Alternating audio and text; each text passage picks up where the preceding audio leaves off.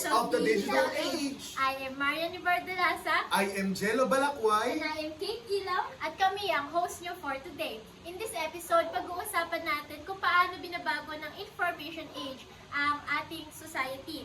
Like sa communications, sa habits, at kung paano tayo mag-isip. So hello sa mga viewers po namin dyan all over the world. Yan, So hi po sa inyo guys. Say hi guys. Hi! So ngayon, hapon na ito, makakasama natin ngayon ang ating very special guest. Wow! She is a graduate from the University of the Philippines, graduated at the top of her class, summa cum laude siya guys ha? Wow! Ng UP Diliman. Ang bigati naman Okay. pala ng guest natin for today, Angelo. Nako, teka. Pero unahin muna natin yung kanyang course. So, siya ay student from UP under Bachelor of Science in Sociology. So, ipakilala na natin si Miss Kate Albunag.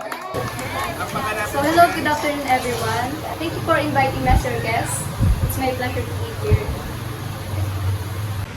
So ngayon, simulan natin sa communication or kung paano tayo makipag-communicate, no? Miss Kate, so paano mo nakikita or nakita na binago ng social media at ng instant messaging ang paraan ng pakikipag-usap natin? Malaking naging impact nito. Kumbaga mas pinadali at pinabilis ang communication ngayon. But there are cons. Nawawalan tayo ng personal connection especially sa mga loved ones natin. Since hindi natin nakikita yung body language nila at kung ano yung tono nila, nag-lead ito sa miscommunication. So, tama ka dyan, no, Miss Kate. No? Ang galing lang na sa panahon ngayon na we can text instantly sa mga mahal natin sa buhay kahit na mga nasa malayong lugar sila o hindi natin sila nakikita. Pero, tama rin yung sinabi mo na nawawalan tayo ng connection or appreciation doon sa taong kausap natin kasi hindi natin sila nakikita through face-to-face conversation, no? So, para sa'yo, Miss Kate, anong mas prefer mo? Face-to-face conversation or through digital communication? As we can see, pareho naman siyang beneficial. So for me, sa digital communication, beneficial to sa akin because busy nga ako sa work and sa iba pang bagay. So, mas mapadali yung pakikipag-communicate ko sa pamilya, sa friends, na hindi ko na nakakasama sa work. Diba, obviously.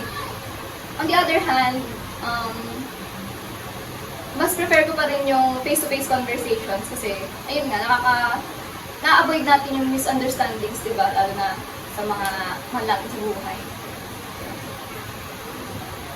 So, tama ka dyan, no, Miss Kate, no? So, super cute na talagang mas prefer na natin yung mga face-to-face and digital. So, it's for us to choose na lang kung anong mas nagiging swak sa atin. So, ngayon para sa akin, mas okay din yung sinabi mo, Miss Kate, na sa through face-to-face conversation kasi mas lalo natin napapakita yung pagmamahal and appreciation natin doon sa taong kausap natin. Napapakita natin yung body language, gestures, and so on and so forth. Okay, so ngayon naman is pag-usapan natin na epekto nito sa mental health. Kasi alam nyo, guys, maraming nagsasabi na nakaka-stress daw ang pagiging online. Ikaw, Kate, sa tingin mo, ano ang masasabi mo dito? Totoo yan. Information overload ang nangyayari. Minsan sobrang dami nang nakikita natin from social media hanggang sa news. Ayun, minsan nagkokosto ng anxiety sa mga tao.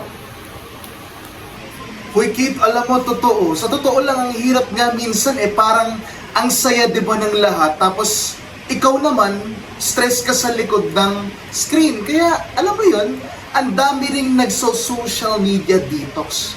So, tungkol naman pala sa pagso-social media detox, ano ngayon ang sa tingin mo? Effective kaya ito, Miss Kate? Totoo yan, magandang paraan ng detox, lalo sa pag-reset ng isip natin. Nagkakaroon tayo ng peace of mind. Nakakatulong din ito sa pagbalik natin sa reality, tsaka sa pag-enjoy natin sa physical world. Like, nagkakaroon tayo ng much time for nature and sa families natin. Uy, alam mo, Kate, share ko lang sa'yo. Nag-try din kasi ako dati mag-detox. And alam mo, nung nag-try ako mag-detox, sobrang refreshing niya pala. Parang nababawasan yung mental clutter ko. yung mga isipin ko sa buhay. So basta nakaka-peace siya ng mind natin. Totoo.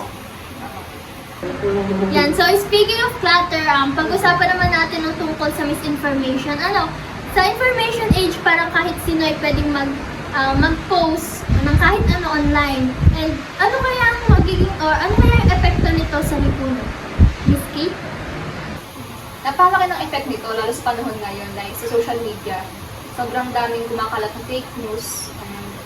Dahil na mas pinaprioritize nila yung viral contents, nagre-result to sa confusion at kawalan ng tiwala sa mga credible sources natin.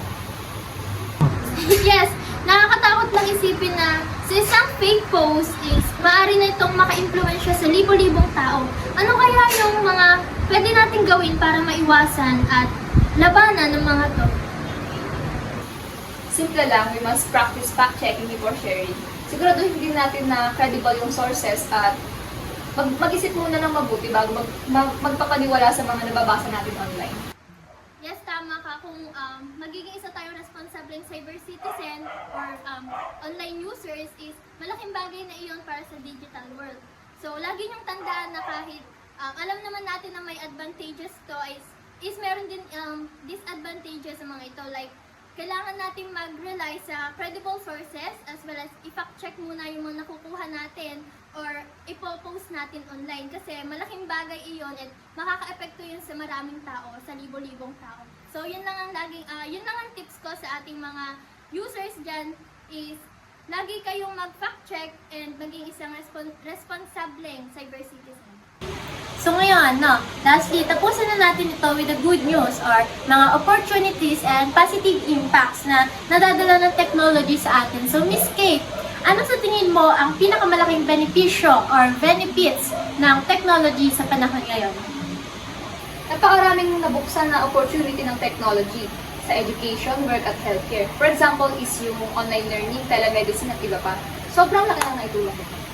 Ayan so ang ganda lang isipin na nagkakaroon tayo ng mga bagong skills and knowledge sa mga umuusbong na technology ngayon. So personally, Miss Kate, meron ka bang may babahagi sa amin na makabagong technology na sa tingin mo is nakakatulong sa panahon ngayon? For me, it's the touchscreen ordering system sa fast food chains. Basically, as an introvert na takot i-approach yung counter, nakakatulong to sa akin para mabawasan yung anxiety ko while ordering. Pero sa tingin mo, Miss Kate, ready na ba ang society sa mga pagbabago na ito? Parang work in progress lang ito. Yung pag-adapt natin sa changes, it takes time. Pero sa awareness, sa tamang paggamit na, kaya natin gawing positive ang effect ng technology. Yan, So, sobrang inspiring naman ng mga sinabi mo, Miss Kate. So, talagang tungkol ito sa balance at maximizing ang potential ng technology. So, thank you so much, Miss Kate, for sharing your insight dito sa aming podcast na. Thank you so much din for having me. It's a pleasure being here. And sa viewers, I hope may natutunan tayong lahat for today's episode.